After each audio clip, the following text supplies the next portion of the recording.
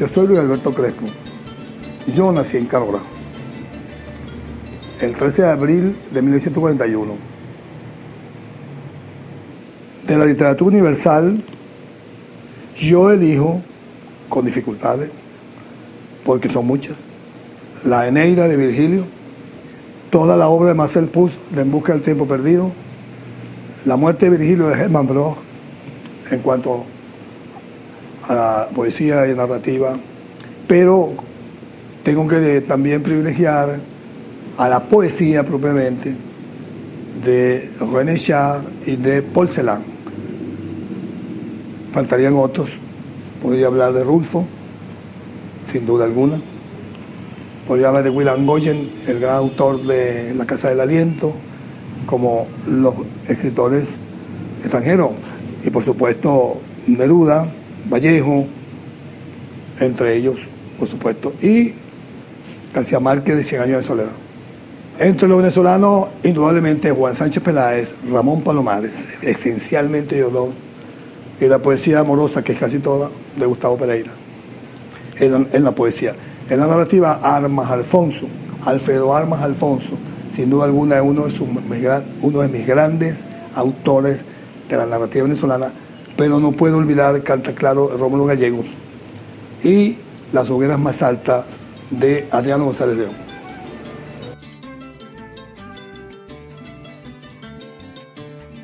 La poesía es mi oficio, es mi pasión, pero también mi dificultad. Es difícil realmente expresar en poesía escrita lo que uno siente y piensa en palabras, y sobre todo en poesía. Porque la poesía es amada por el silencio. La poesía exige entonces una gran fidelidad con relación a nuestro ser, a nuestro yo, a nuestra conciencia.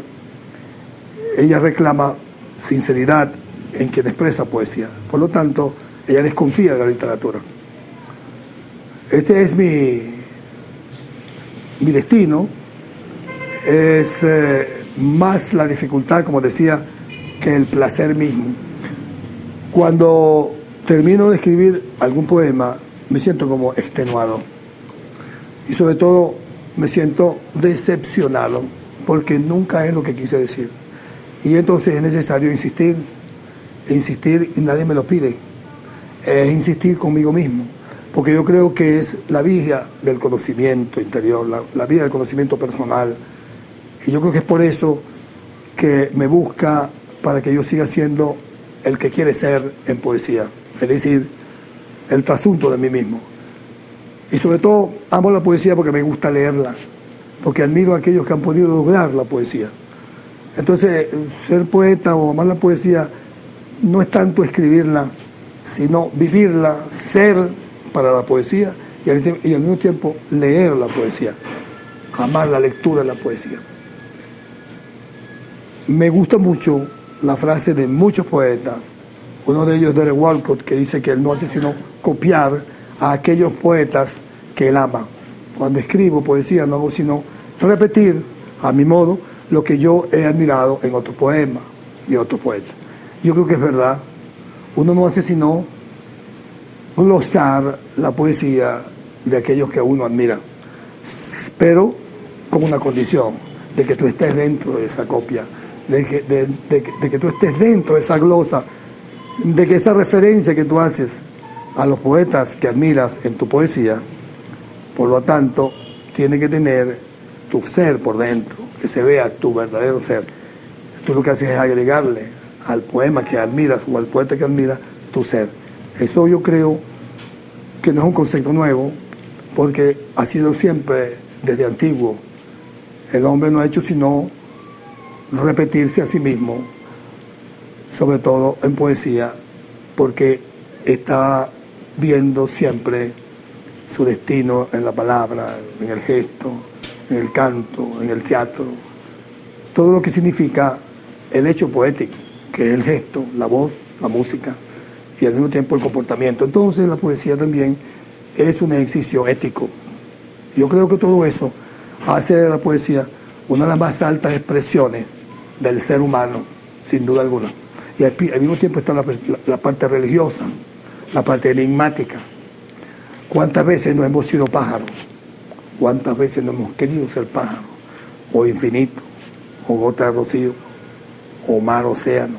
¿Cuántas veces no hemos sido nosotros la ansiedad que significa apresar el mundo en la palabra, ser esa palabra y ser uno con esa palabra en la poesía? Entonces por eso creo que es la más difícil de las experiencias y es el más inocente y peligroso de los menesteres, como sostuvo el gran poeta Hölderlin. Bueno, yo llegué a publicar mi primer libro por un azar literario, de competencia literaria, quiero decir. Eso fue en la Bienal José Rafael Pocaterra de Valencia en 1968, creo. Empujado prácticamente, impulsado prácticamente por Adriano González León, quien inventó el título de Si el verano es dilatado. Yo participé en esa competencia, en esa lista, como se dice, en esa competencia.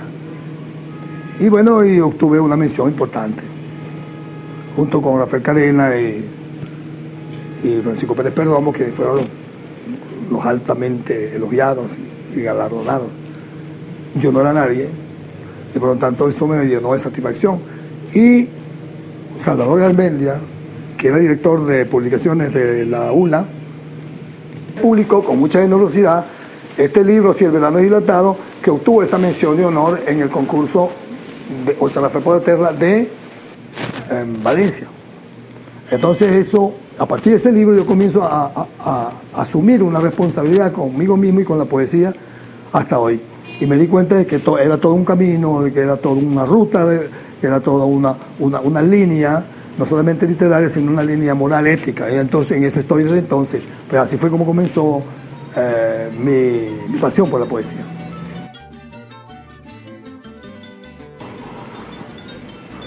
Yo tengo una relación con un ser que desde muy joven, desde muchacho, estuvo rondando mi vida.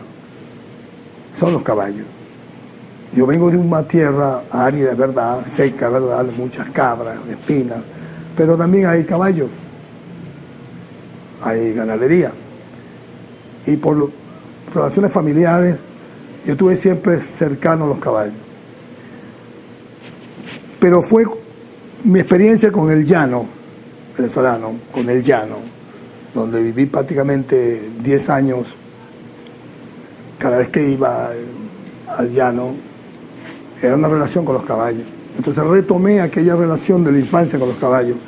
Y en ese momento entonces fue el conocimiento de una tierra, el conocimiento de un infinito, del horizonte, a través del caballo. Creo que el caballo me enseñó a alcanzar lo inaccesible, a ir a lo más profundo de la tierra, y a la tierra plena, a la tierra tensa que es el llano, alcanzar el horizonte.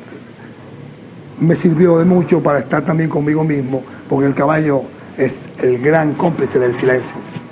Y de ahí viene entonces mi relación con el caballo, que ha estado encarnando cada vez más imágenes poéticas. Incluso tengo un libro dedicado a ellos solamente, que se llama Señores de la Distancia. Y además, en el mundo del periodismo, que también es mi otra pasión, escribí un libro que se llama Llano de Hombres, donde están los caballos con los hombres conviviendo entre sí.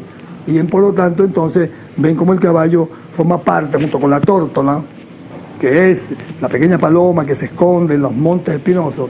Ahí yo también encontré la gran relación con la intimidad de la penumbra y con el miedo hacia el afuera, que puede destruirnos, que puede quitarme mi conciencia, que puede hacerme desaparecer como yo, como conciencia. Esa relación caballo hacia afuera y la tortolita hacia adentro es lo que me han guiado en muchos de mis libros, yo creo que también en mi conducta personal. Yo siempre estoy trabajando poesía, no solamente para mí, sino para los otros. Me encanta leer poesía en colectivo, descifrar la poesía entre los amigos. Eso a mí me es como no mandato, sino como una especie de fascinación. Pero al mismo tiempo tengo otro amor, otro gusto, otro deleite, como es servirle a Venezuela. Y servir a Venezuela en estos momentos para mí es un privilegio, porque estamos afirmando un país libre, soberano, donde la cultura tiene acceso para todos y donde tenemos por fin la dignidad de ser venezolano, que ha costado. Y un venezolano con el espíritu bolivariano, con ese sueño que Bolívar dejó interrumpido en 1830 y que nosotros estamos construyendo, levantándolo, reestructurándolo. Es decir, la herencia bolivariana hace que nosotros tengamos un país más real, con más destino, más participativo. Luego, como ahora Venezuela se parece a sí misma. La lectura para mí es un alimento, un alimento realmente espiritual, moral, ¿verdad? Cultural, de todos los sabores, vamos a decirlo así. Es un deleite, es la mesa del libro.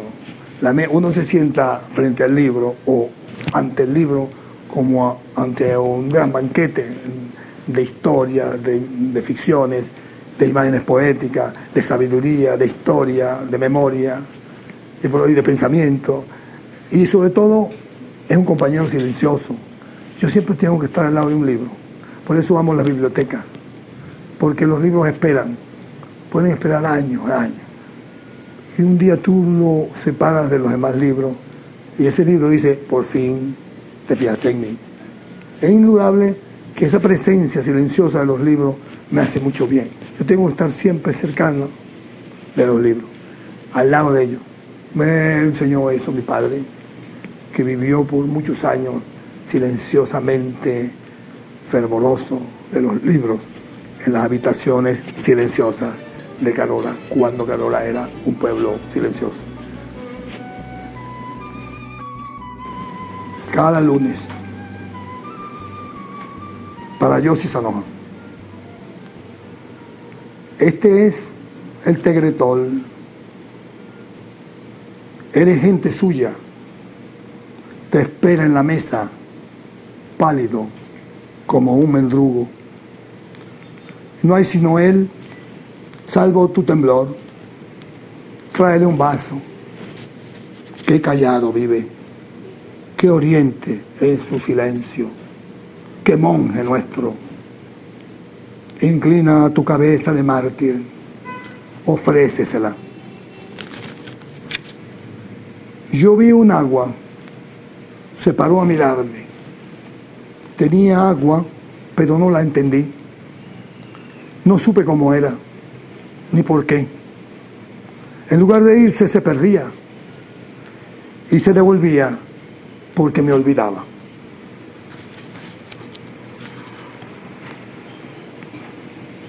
Para Andrés Mejía,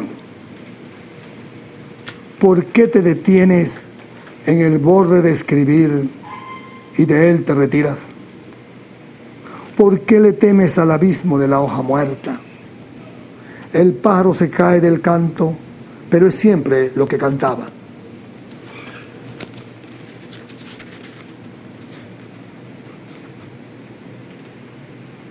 Aprendí de la palabra misericordia a vivir sin patria.